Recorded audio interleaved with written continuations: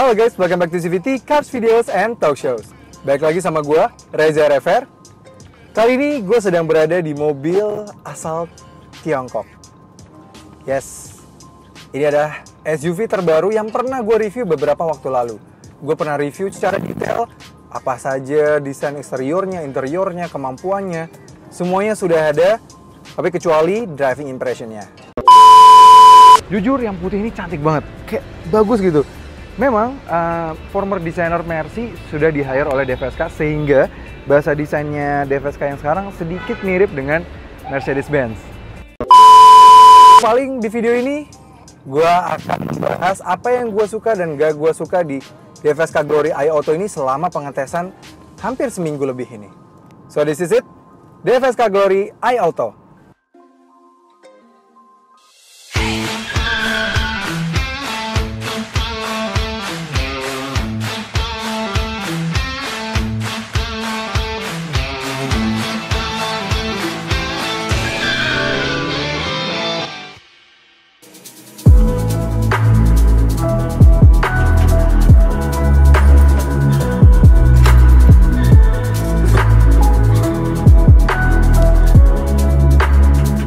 Ya, seperti gue bilang, gue akan bahas apa aja yang gue nggak suka dan gue suka di beberapa hal di mobil ini.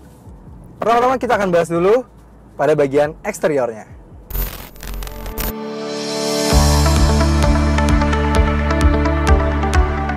Oke, langsung kita bahas aja apa yang nggak gue suka dan gue suka di bagian eksteriornya.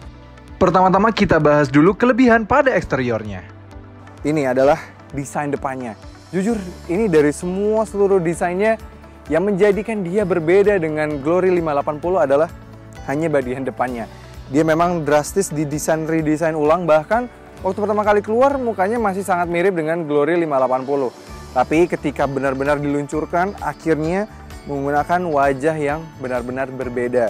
Nah ini jadi gue patut apresiasi desain yang benar-benar sangat beda ini. Nah yang disukain lagi adalah pada desain lampunya. Desain lampunya cantik banget. Dia sudah menggunakan LED reflektor, jadi kayak seperti Toyota Rush misalnya, itu dia yang teknologinya yang dipantulkan ke bawah dan ke depan, jadi all LED. Ini cantik sekali. Dan seinnya juga sudah LED, dan tidak cuma LED biasa, dia juga sudah yang sequential, jadi bergerak gitu ya. Cantik sekali. Dan even ketika saat menyalakan hazard, ia tetap bergerak. Dan beginilah sequence lampunya. Pertama, dinyalakan akan ada LED DRL berbentuk bar. Lalu ketika lampu kecil dinyalakan, DRL-nya akan meredup. Dan ketika lampu full menyala semuanya, sudah all LED even lampu jauhnya.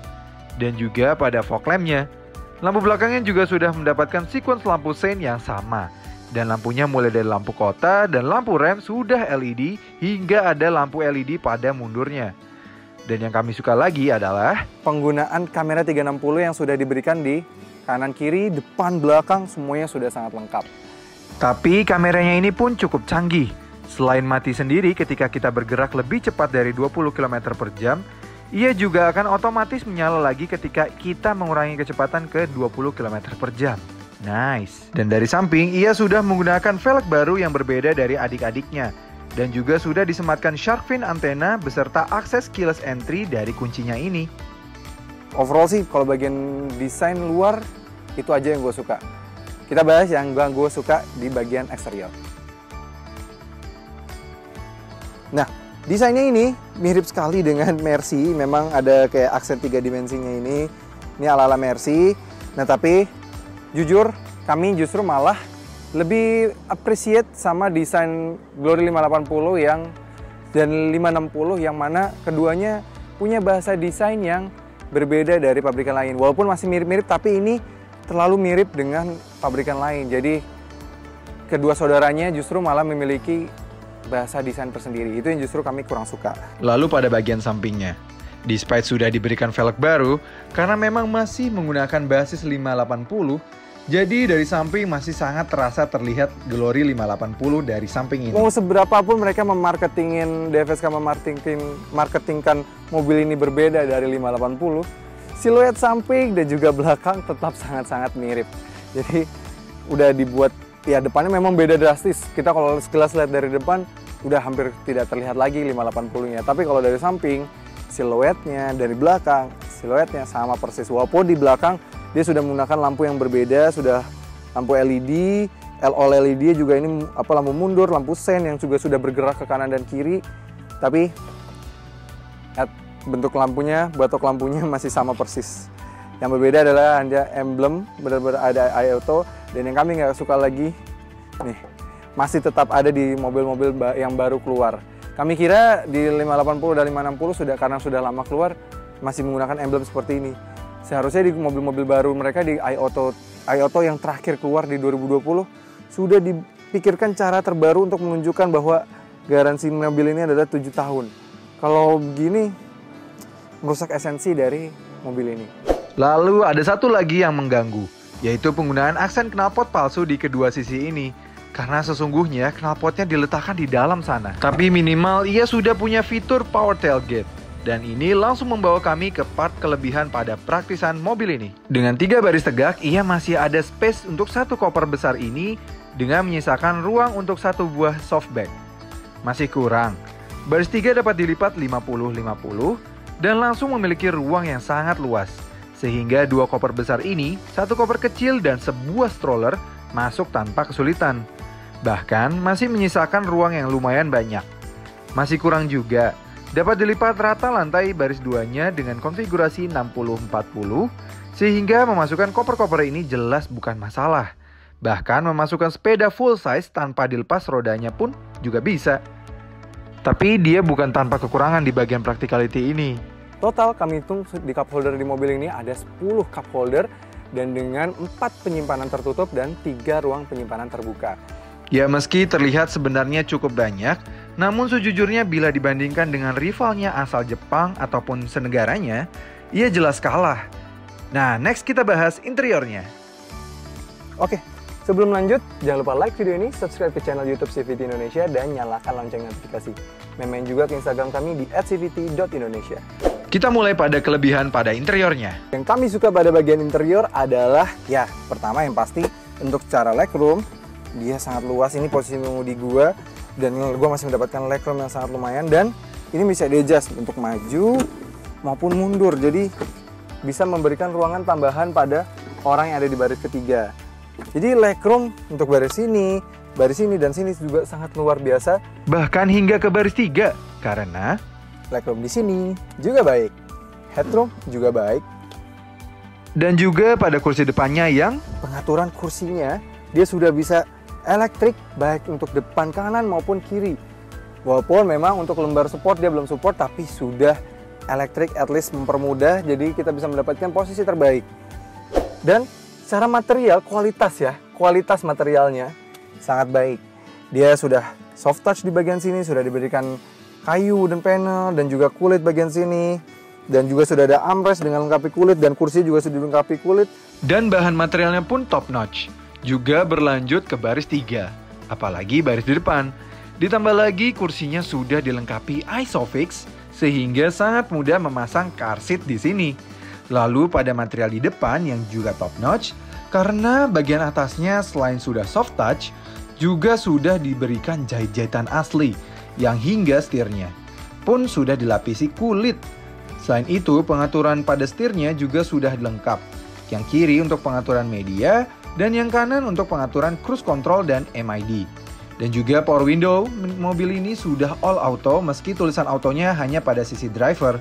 Dan yang terkeren adalah penggunaan panoramic sunroof super besar hingga ke belakang.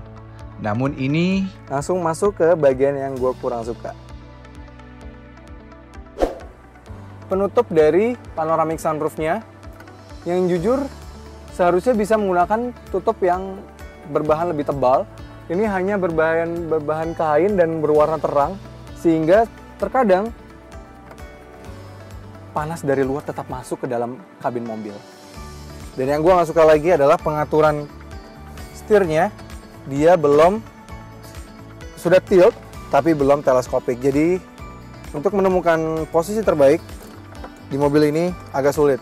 Nah, yang gak gue suka lagi di depan sini adalah penggunaan materialnya yang jujur walaupun ini baik nih di atas, tapi bawah sini sudah mulai plastik-plastik, dan juga glove boxnya tidak mau tertutup rapat ini.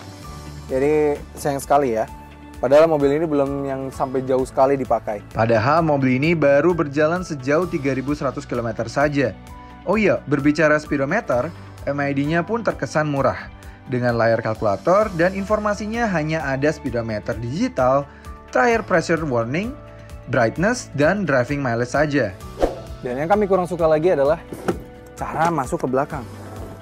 Dia belum one touch tumble dan sudah dimajukan saja. Ini jaraknya tidak terlalu besar, jadi untuk masuk ke baris 3 memang tidak terlalu mudah. Lalu kita masuk pada bagian entertainment-nya. Pertama kita bahas kelebihannya, yaitu jelas fitur iTalk yang canggih karena bisa kita gunakan untuk voice comment seperti ini. Open sunroof. Sunroofnya terbuka. Canggih banget. Ini adalah padahal ini bukan mobil Jerman atau mobil Eropa, tapi mobil dari asal China sudah bisa punya fitur seperti ini. Canggih sekali. High Glory, close sunroof. Dia bisa menutup sunroof lagi. Jadi benar-benar luar biasa karena ia bisa menerima perintah hingga 100 lebih perintah. Seperti contohnya yang lain seperti ini. High Glory, I feel cold. Yes, temperaturnya naik 2 derajat, dia bilang. Jadi naik sekali. Seperti lagi ada contoh lagi. Hi Glory, open window. Kaca terbuka dengan sendiri. Hi Glory, close the window. Tertutup dengan mudah. Selain itu, fitur entertainment-nya juga bagus. Sudah ada aux, USB, Bluetooth, mirroring, bahkan ada fitur DVR juga. Dia juga sudah ada built-in navigation dari Galaxio.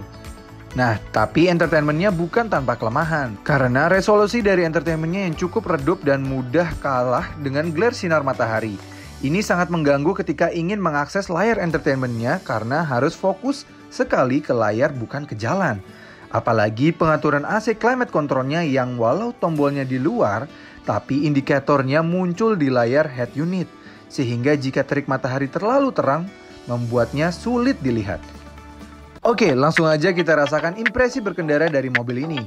Kita mulai dulu dari kelebihannya. Untuk kursinya, dia sangat nyaman. Dia sangat suportif, side supportnya itu cukup besar dan merangkul kita dengan sangat baik. Sehingga kalau berbelok seperti ini sangat enak. Jadi tidak terlalu terbanting. Jadi cukup menahan tubuh kita di dalam mobil, di dalam kursi. Jadi tidak terlalu terasa pegal ini. Jadi untuk perjalanan jauh cukup enak. Ditambah lagi dia juga sudah disematkan cruise control di sini, walaupun belum adaptif pastinya. Jadi ya menambah kenikmatan dan kenyamanan ketika kita menyetir. Dan ada lagi yang cukup menarik di mobil ini. Kesenyapan kabinnya dia nih jujur kedapan kabinnya cukup baik ya. Dia di kondisi traffic ramai seperti ini dia masih mampu di 63 decibel meter, which is itu angka yang cukup baik. Dan yang gue suka lagi adalah transmisinya. Walaupun dia menggunakan mesin yang sama di GVSK Glory 580, di GVSK Glory 560 dengan turbo dan tenaga 150 PS-nya, itu mobil ini tapi punya karakter yang berbeda. Itu semua berkat transmisi barunya, sehingga membuat mobil ini lebih responsif.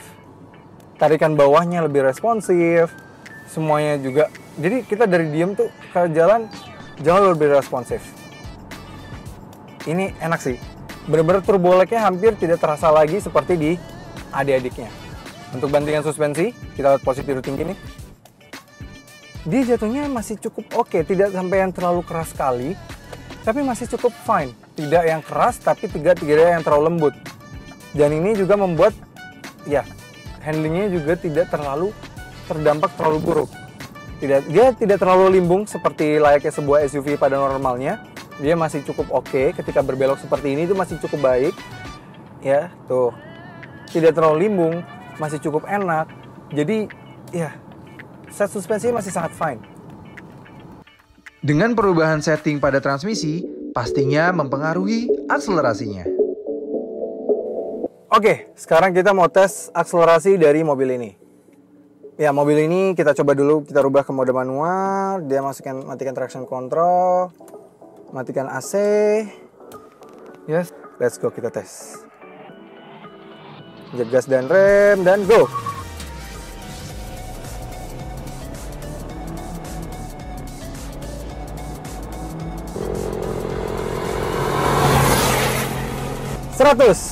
Yes. 0-100 dalam pengetesan kami di 11,2 detik.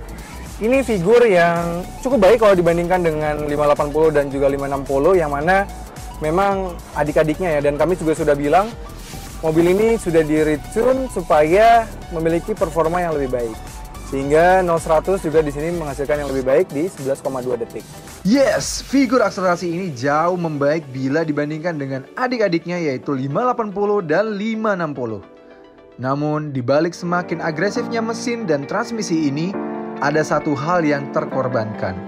Karena dia jujur malah lebih boros dibandingkan 560 dan 580. Padahal dia menggunakan mesin yang sama dengan adik-adiknya.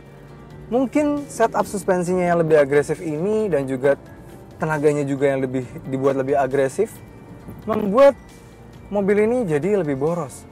Karena kami sempat melakukan pengetesan hingga keluar kota, dan di dalam kota saja dia dengan kecepatan rata-rata 22 km per jam, kami hanya mendapatkan 7,8 km per liter.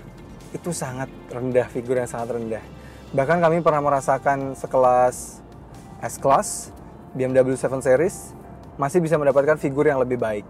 Ini justru sangat luar biasa buruk. Dan untuk keluar kota, padahal dia untuk kecepatan 100 km per jam dia hanya membutuhkan 2000 rpm saja, tapi tetap di sini tetap boros karena gue mentok hanya bisa mendapatkan 12,3 km per liter untuk rute luar kota dengan kecepatan rata-rata 100 km per jam.